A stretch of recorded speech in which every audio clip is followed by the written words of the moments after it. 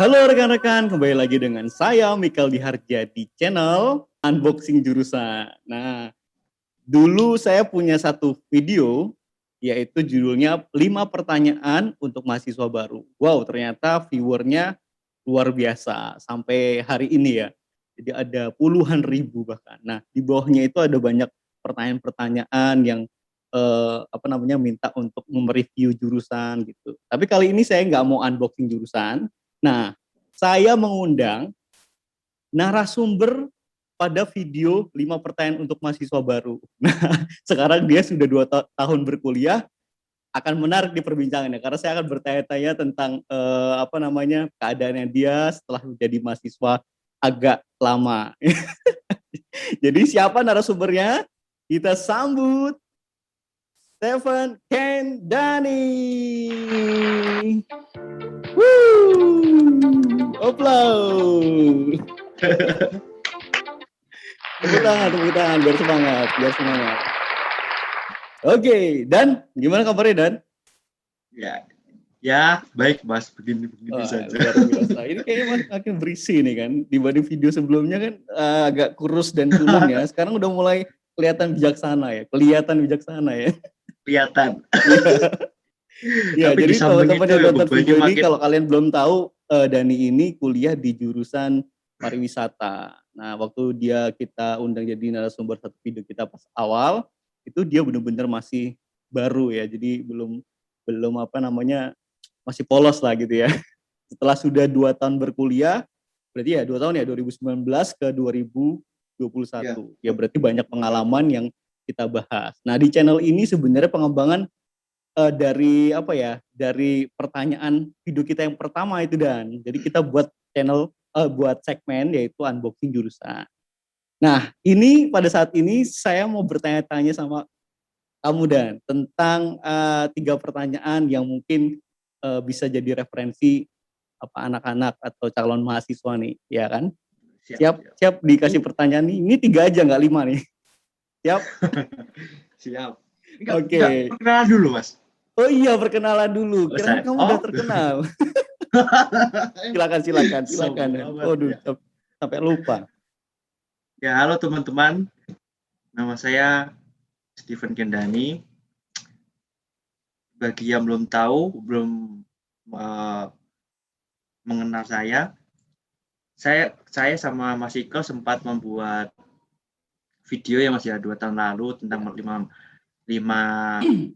pertanyaan untuk mahasiswa baru, dan sekarang saya diminta lagi untuk Mas Iko menjadi bintang tamu loh. Iya, luar biasa.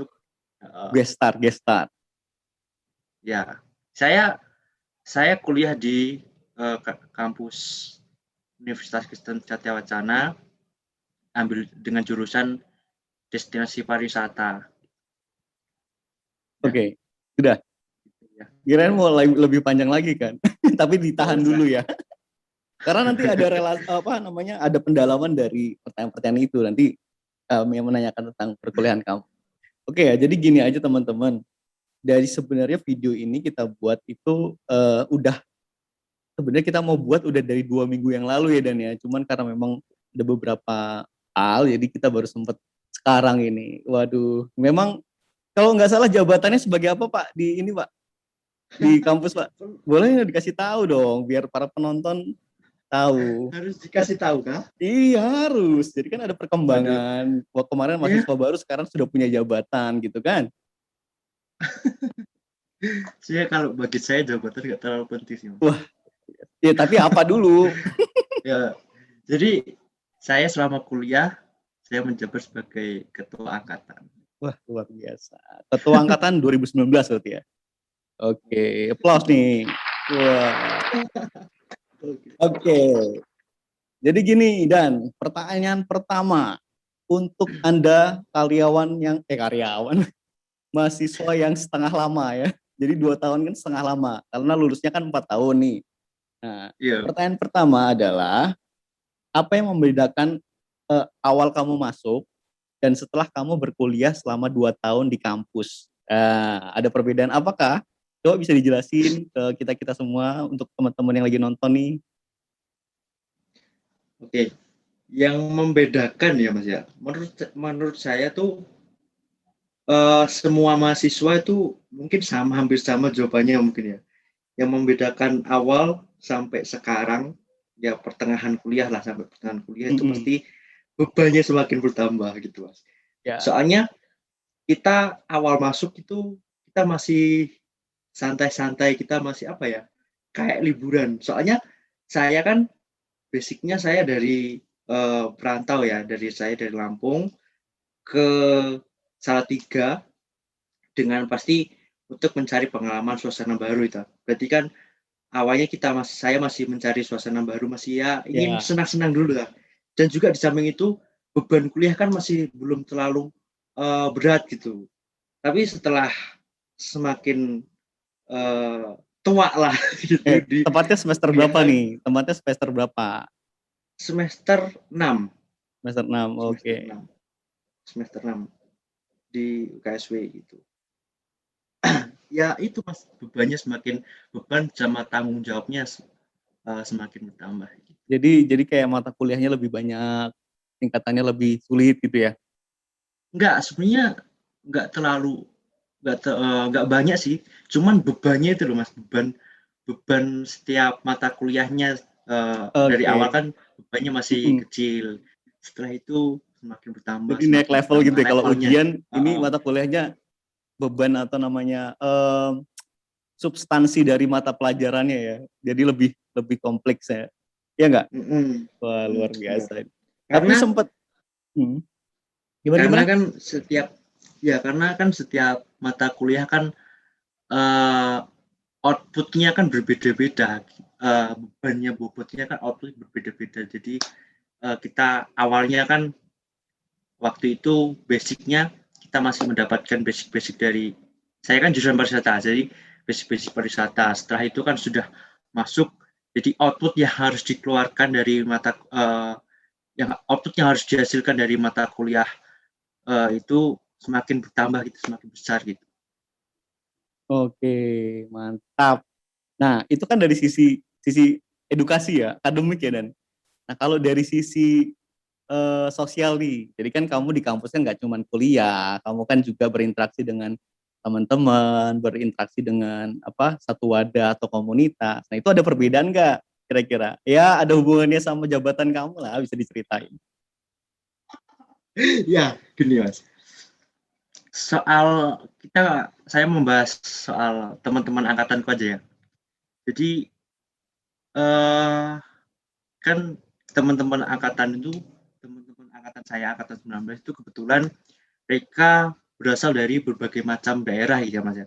Ya, ya, betul betul. Dari, kalau saya boleh menyebutkan, itu dari Sabang sampai Merauke itu semua ada Wah, luar di biasa. satu kelas saya, di angkatan saya. Hmm. Dan tentunya kalau kita bertemu orang baru, terutama dari berbagai suku, berbagai daerah, itu kan mesti memiliki latar belakang sama sifat yang berbeda-beda kan Mas ya. Yes, betul Jadi betul. awalnya kita awal kita kenalan itu masih sangat sulit, masih banyak konflik sekali. Wah, Kalau boleh saya kalau boleh saya share aja, share aja, share aja. menurut saya ya, di Despar, menurut pandangan saya, di Hmm. Despar angkatan yang paling banyak apa ya, paling dalam kutik barbar lah mungkin ya, itu angkatan saya Mas, angkatan Dalam saya kutip angkatan barbar ini kurang bisa diatur atau bagaimana nih? Atau punya ya. kritis apa jiwa kritis yang tinggi atau gimana nih? Kan banyak nih Ya, istilahnya. orangnya eh, memang susah diatur juga, tapi Heeh. di samping itu eh, orangnya kritis-kritis juga semua. Oh, semuanya ya. Oke oke oke. Jadi ada baik sama buruknya gitu. Oke. Iya, kebanyakan buruknya sih.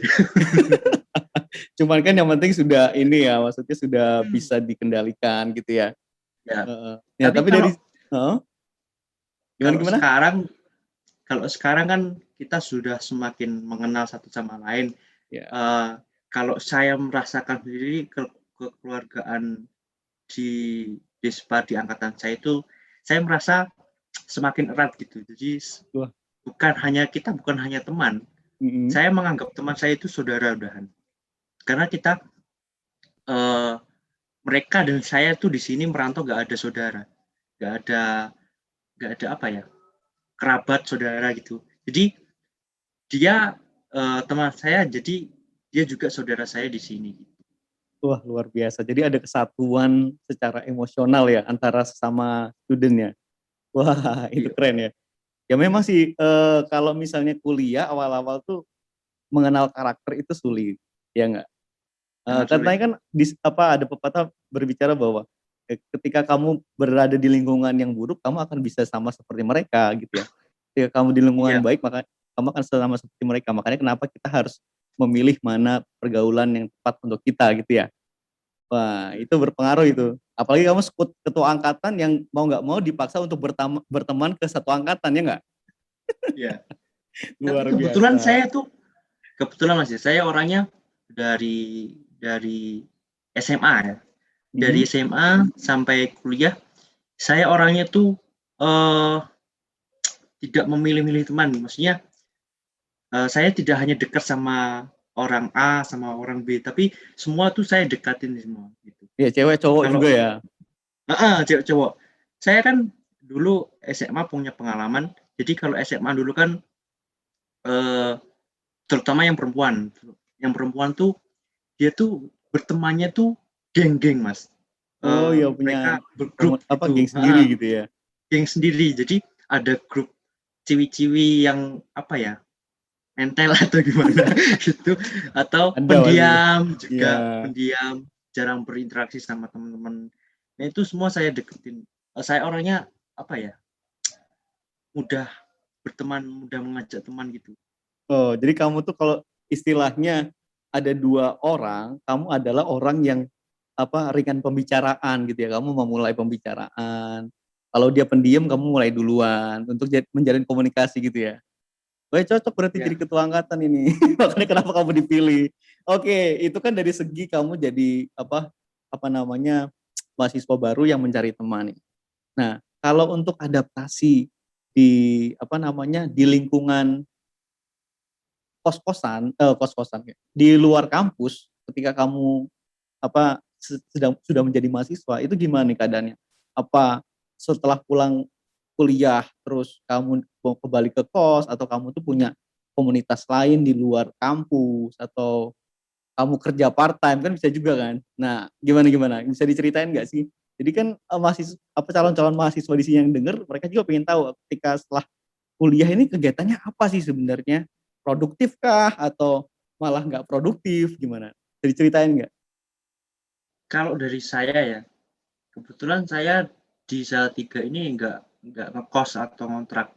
Saya di sini di rumah mbah saya kebetulan. Jadi lingkungannya tuh lingkungan masyarakat itu. Kalau misalkan kita di kos kan di lingkungan kampus itu kan lingkungannya lingkungan apa mahasiswa semua. Kalau Mhm. saya kan kebetulan saya tinggal di Getasan, itu di rumah mbah saya kebetulan lingkungannya kan pasti dengan masyarakat gitu. Oh Kita ya, mau ya. mau nggak mau kita harus berbaur sama masyarakat.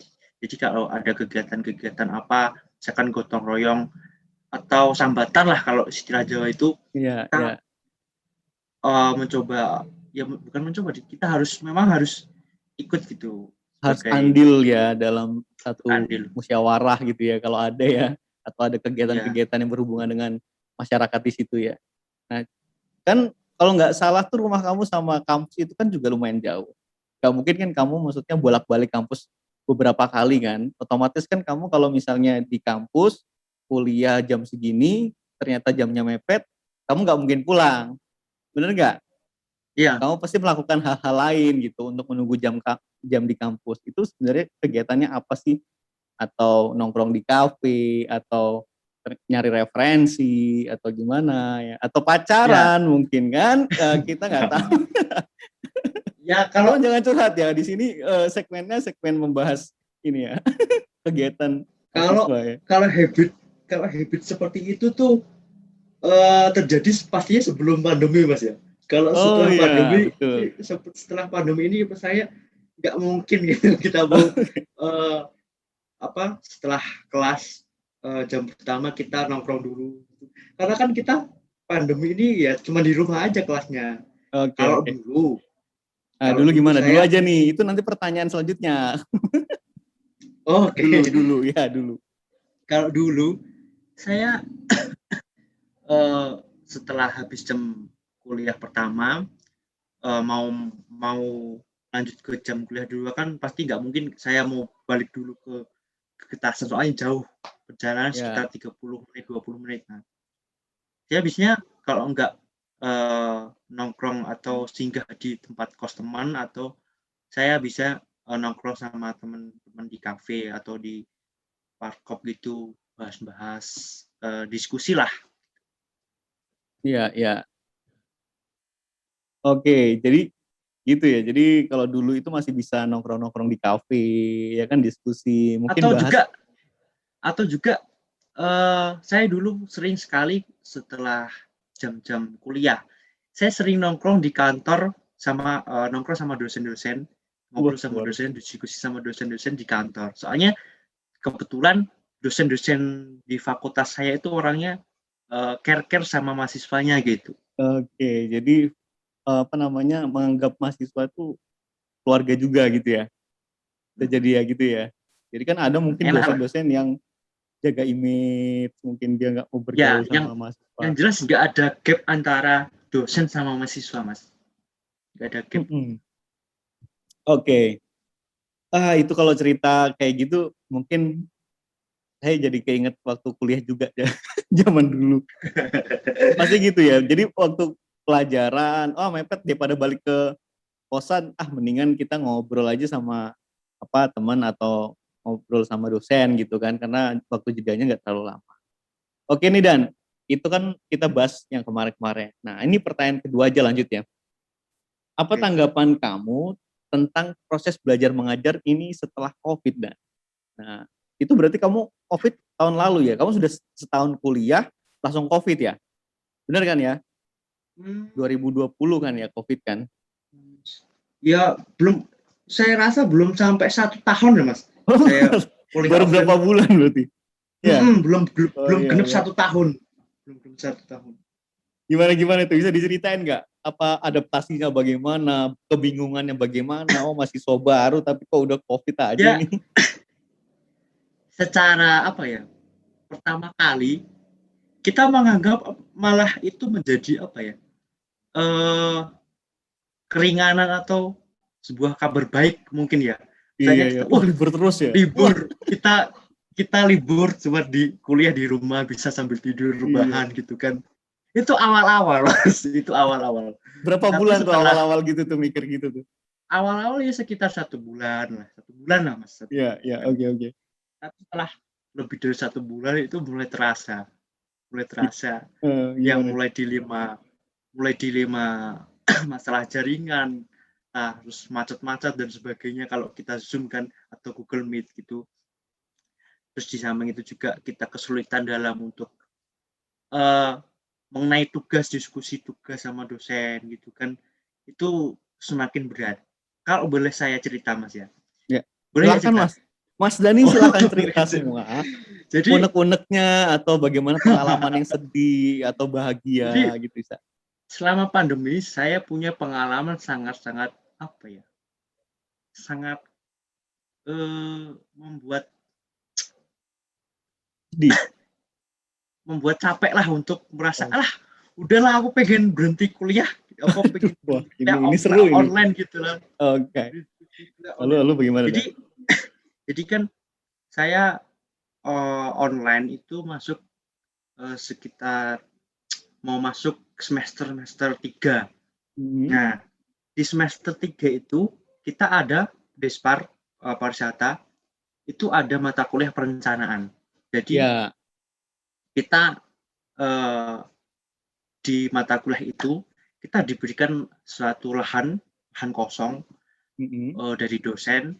Kita dituntut untuk lahan yang kosong itu kita jadikan sebuah tempat destinasi wisata gitu kan. Oke. Itu kebetulan tepatnya di NTT sana. Jadi Hmm.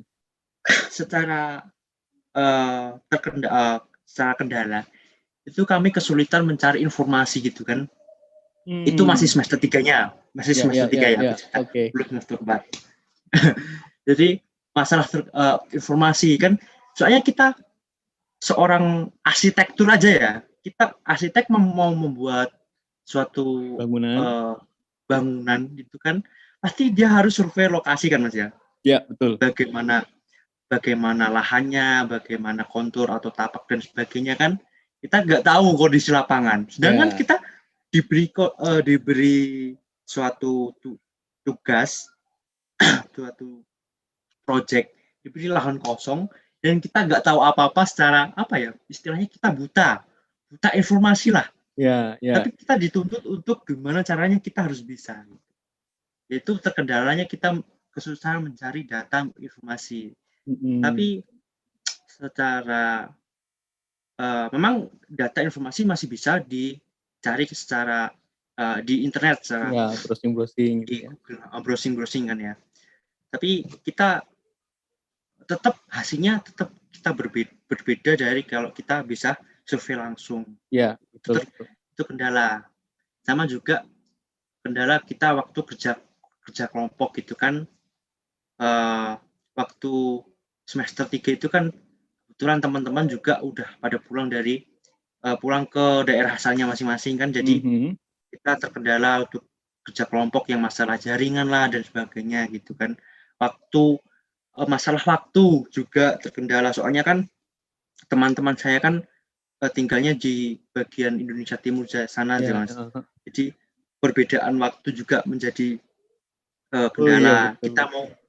Kita mau kerja kelompok jam 7 malam. Di sini jam 7 malam, di sana udah jam 9 malam. Jam 9 malam. Jam 9 malam. Itu semester 3-nya.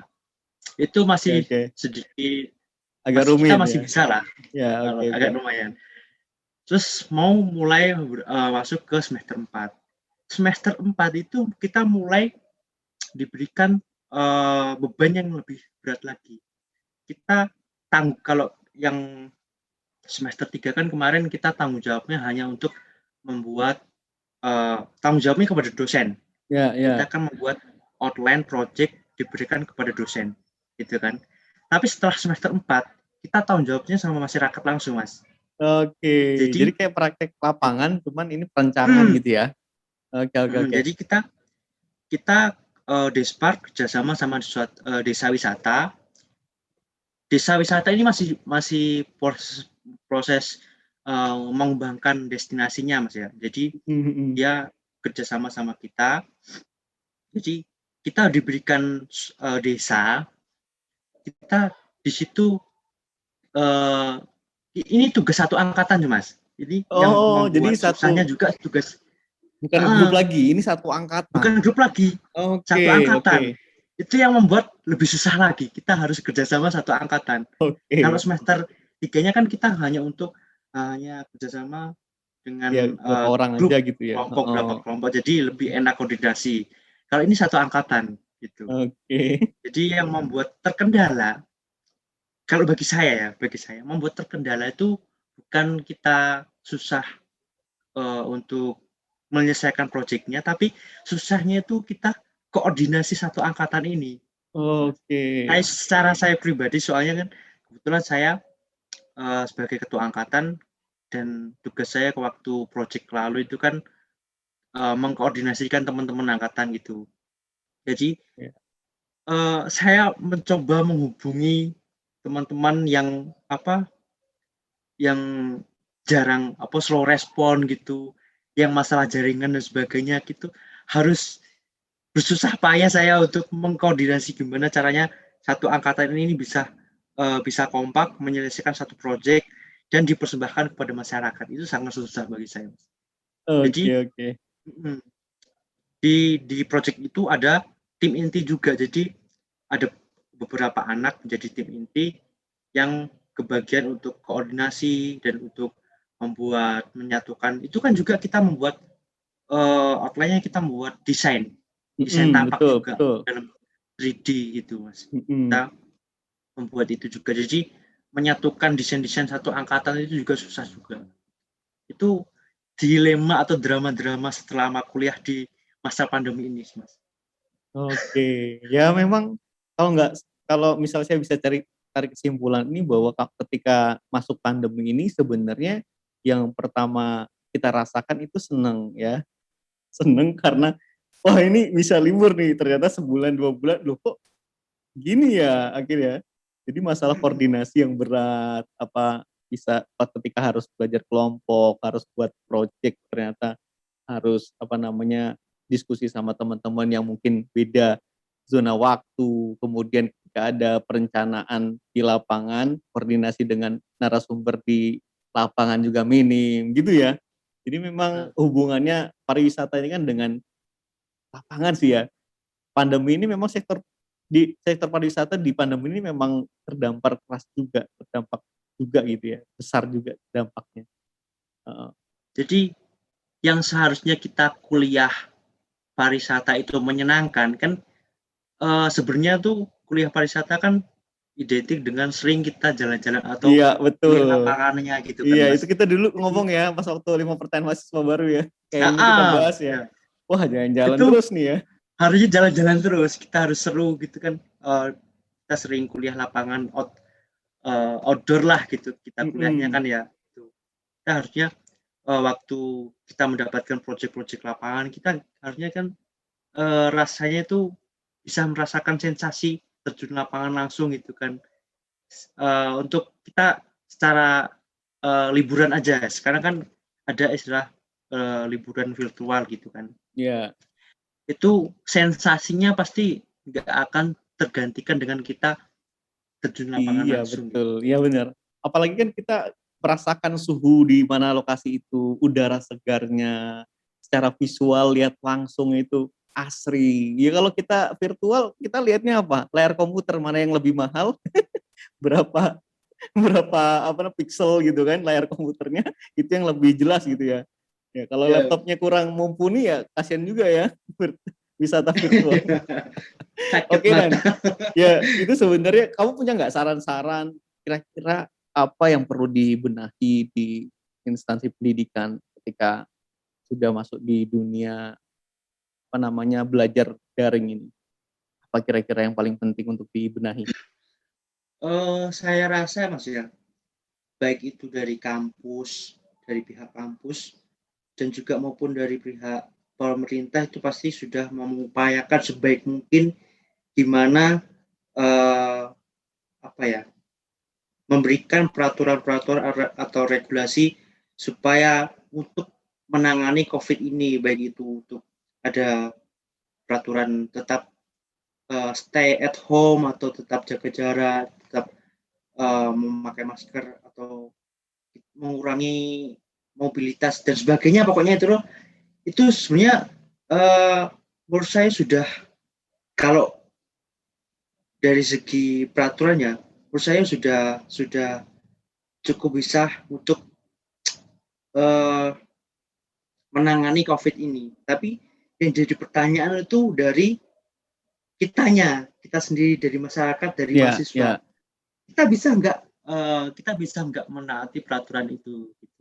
Jadi kalau kita misalkan bisa tetap menaati peraturan, tetap jaga jarak, tetap stay at home lah, tetap di rumah saja, kita nggak main-main gitu, memakai masker, menaati protokol lah yang jelas itu pasti. Jika kita diberikan, jika pemerintah atau pihak kampus sudah memberikan peraturan yang sebaik apapun, kalau misalkan dari kitanya nggak menaati ya sama aja kok. Iya benar. Itu kan dari sisi ini ya Dan, dari sisi peraturan umum untuk supaya kita tidak terpapar COVID gitu ya kembali. Kalau untuk kegiatan akademiknya, kira-kira yang perlu dibenahi apa nih? Khususnya kampusmu. Kegiatan akademik ya. Apa internetnya kudu dibawa pulang, internet kampus gitu. Atau Oh, gimana nih? ya Secara mungkin teknis, kira-kira yang perlu dibenahi apa? Kan kamu bilang tadi masalah secara teknik koordinasi. ya. Ya mungkin kalau kendalanya dari secara teknis mungkin dari masalah jaringan ataupun dari fasilitas lah Mas ya. Jadi saya kan ini sudah punya adik kelas ya, ada angkatan 20. Jadi mereka ada sebagian dari mereka yang masih udah di Salatiga ataupun masih di luar Salatiga gitu kan. Masih di luar Salatiga.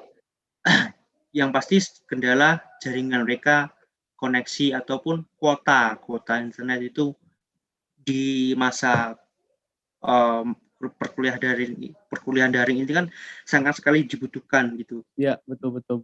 Itu kalau misalkan anak-anak kos itu kan pasti udah ada wifi, tapi beda lagi kalau misalkan mereka yang di rumah nggak ada wifi dan sebagainya, yang sehari harus menghabiskan lebih dari 100.000 untuk membeli kuota gitu untuk mengikuti kuliah gitu.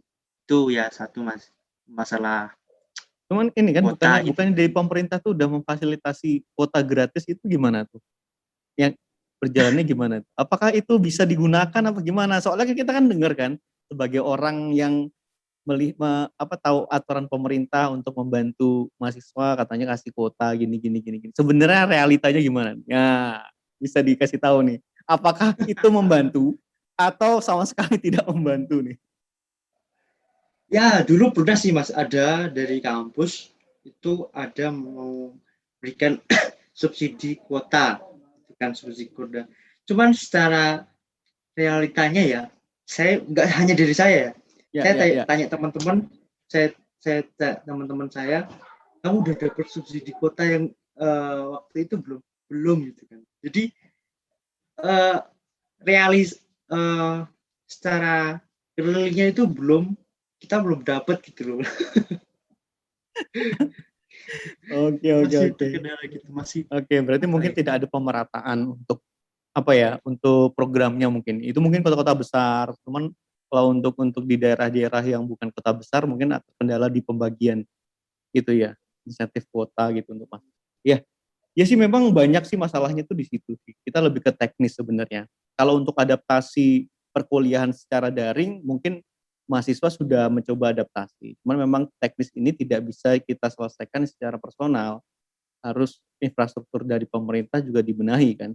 Makanya kenapa ada jaringan 5G ini jalan. Tahu kan beritanya 5G ini mau dibuat gitu. Cuman kalau device yang digunakan juga tidak mumpuni ya sama aja gitu ya. Ya sama aja. Oke dong.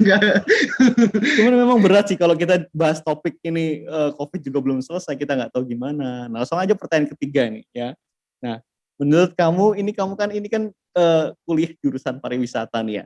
Nah, tentunya kamu tuh punya harapan waktu kamu kuliah awal tuh, wah nanti saya mau mengembangkan pariwisata di sini, saya mau jalan-jalan, saya mau membenahi misalnya kampung saya, atau saya mau kerja di tempat yang wisatanya besar. Nah, tapi karena COVID ini, kamu punya gambaran nggak sih sebenarnya ke depan ini kamu lulus pariwisata gimana? Apakah apakah peluangnya lebih luas atau lebih berat atau gimana ini Dan? Ya, gimana Mas ya? Kalau boleh jujur, sekarang pun saya belum bisa memberikan jawaban yang yang pasti gitu loh. Belum bisa beropini gitu. Soalnya ekspektasi opini sah-sah aja, cuman nggak bisa ngasih kepastian. Iya, kepastian gitu. Karena ekspektasi saya sebelum waktu awal masuk pariwisata itu kan kita bisa bekerja di lapangan gitu kan. Kita merasakan bekerja langsung di lapangan, kita bisa langsung berinteraksi dengan banyak orang, kita dengan masyarakat gitu kan. Ekspektasinya seperti itu kan, kita bisa mengembangkan destinasi yang belum ada jadi ada, ataupun kita mengembangkan destinasi. Kalau untuk sekarang kan masalah pandemi ini, apalagi sektor pariwisata itu sangat berdampak sekali dari adanya COVID ini kan. Ya, betul. Karena ada COVID ini, pariwisata semakin jadi turun drastis gitu Mas. Drop ya. Semua sektor drop. Semua dari sektor penerbangan atau di destinasinya itu semuanya mengalami kendala gitu. Jadi yang di sektor penerbangan aja kan itu banyak pilot-pilot yang banting setir itu. Ya betul. Ada beritanya ya, pilot-pilot dari apa delivery apa tim ya, Makanan gitu kan. makanan. Jadi itu aja yang udah bekerja ya, Mas ya. Ya, yang dari saya aja yang masih kuliah, sekarang masih kuliah, itu masih punya apa ya, ketakutan besok saya kerja setelah lulus gimana, itu masih punya ketakutan. Tapi ya semoga aja kita berdoa COVID ini segera selesai gitu kan, segera tertangani dan semua ekonomi. Saya rasa nggak hanya pariwisata, semua perekonomian industri itu terkendala pasti. Ya, betul betul betul. Ya kita merasakan dampaknya ya. Kalau kamu memang bingung nanti ke depannya gimana nggak ada gambaran, ya kamu yang kuliah nggak ada gambaran, kita yang kerja juga kita yang kerja juga nggak ada gambaran 2 tahun lagi kan. Cuman ini kalau saya bisa kasih masukan tuh, kalau kita secara pribadi kita kan punya apa yang membuat kita hidup produktif itu adalah harapan, benar nggak? Kita nggak ngerti Iya benar. pastinya ke depan itu bagaimana, tapi kita harus punya harapan sebagai manusia. Harapan itu yang membuat kita jadi terpacu untuk lebih produktif lagi, kita bisa fleksibel, ya kan? Kita jadi orang yang menonton satu kejadian dan kita, ah ya sudahlah, atau kita melihat satu fenomena atau kejadian langsung, oh aku kayaknya harus belajar ini nih, supaya aku bisa apa namanya bisa bersaing dengan orang-orang lain di pandemi ini misalnya. Nah itu kan kembali lagi di diri kita ya, nggak cuman mahasiswa, nggak cuman orang kerja, ya bahkan anak kecil baru lahir juga mungkin ada saingannya gitu ya. Dia nggak bisa main, kayak anak saya kan juga si Adam nggak bisa main sama teman-teman sebayanya. Itu kan dampak pertumbuhan sosialnya juga terganggu kan. Makanya kenapa ya kita sebagai orang tua bagaimanapun caranya ya menciptakan suasana yang bisa mendidik dia secara apa namanya bagus gitu kan, baik gitu. Jadi juga mahasiswa pun begitu saya rasa. Wah ini keren banget nih perbincangan ini. Waduh, beri tepuk tangan buat kita. Luar biasa dan waduh thank you banget dan untuk waktunya nih kita nggak salah ini udah ngobrol udah hampir 40 menit ini, gila luar biasa. Ini padahal 3 pertanyaan ini, belum 5 Berapa menit? ini. Berapa menit? Hampir 40 40 menit. Iya. Wow. Wow, luar biasa. Berarti gini nih, ada perbedaan antara mahasiswa baru dan mahasiswa sudah 2 tahun berkuliah. Jadi obrolan itu makin meningkat gitu. Wah, Mungkin luar bisa biasa. kan, Mas? Mungkin bisa Gimana? saran hasil karya dari saya dan teman-teman saya waktu membuat project itu mungkin bisa ditampilkan gitu. Wah, nih siap ya. Sebagai Oke, promosi. ini kita lihat nih ya. Ini kita lihat 1, 2, 3 karyanya mereka nih. Ini kita tampilkan. Ya.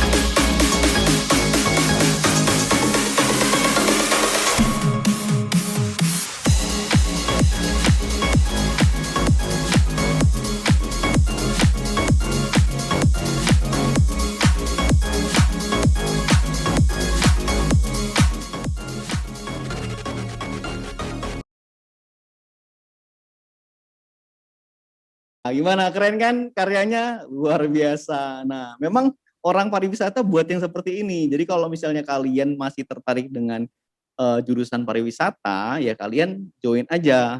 Gak mungkin pariwisata ini nggak dibutuhkan, pasti dibutuhkan. Tapi memang kita lihat sikon gitu kan, ya kan? Karena memang apa namanya keadaan yang membuat pariwisata ini drop. Tapi kalau untuk pariwisatanya pasti dibutuhkan. Siapa yang nggak mau refreshing? Iya, kerja terus kalau nggak refreshing gimana? Stres, ya nggak? Makanya kenapa kita kalau kena COVID atau di situasi gini kita harus imunnya harus kita kuatin. Salah satu meningkatkan imun apa? Tenang, makan yang sehat, ya kan? Tidak banyak pikiran. Makanya kenapa kita bisa sehat terus gitu. Oke, mantap. Dan thank you very much for your time. Maybe after 2 years again, kamu bisa ngobrol lagi bareng gua. Jadi kita ngobrol setelah kamu lulus, ya kan? Jadi kita bisa ngobrol gimana nih perasaan setelah lulus dan kerjaannya gimana nih nanti nih. Benar. Ini rahasia nih ya. Oke. Yang jadi topik pembicara aja lulus gimana pekerjaannya. Iya. Oke, mantap Dan. Oke, thank you very much buat teman-teman yang nonton video ini. Semoga kalian tercerahkan, ya kalian penasaran gimana kalian ketika menjadi mahasiswa di situasi COVID ini. Ya, ini referensinya teman-teman. Jadi jangan takut kalian pilih jurusan apa, tapi saya yakin dan percaya bahwa pemerintah Indonesia juga berusaha keras untuk membuat aturan-aturan yang tentunya mendukung kegiatan belajar mengajar mahasiswa. Oke, thank you very much for watching. Jangan lupa subscribe dan share video ini ke teman-teman kamu. Saya Michael Diharja dan saya Stephen Gendani. Bye, see you guys.